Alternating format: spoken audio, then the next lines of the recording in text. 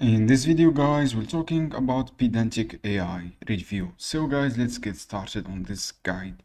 Pydantic guys AI is a Python framework designed to make less painful to build production grade application with generative AI. So guys, this is a AI fast API revolutionized web development, and this is guys a framework and LLM library for Python use. And you have installation section.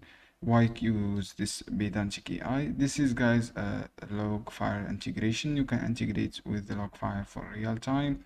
Type save, designed to make type checking as powerful possible, and you can build AI driven project, and you can make easily to apply standard Python.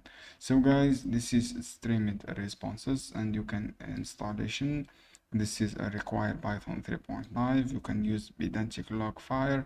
This is installation codes. You can just copy this code and you can use, and you can add Pydantic AI log file from here. You can run. This is example how you can install.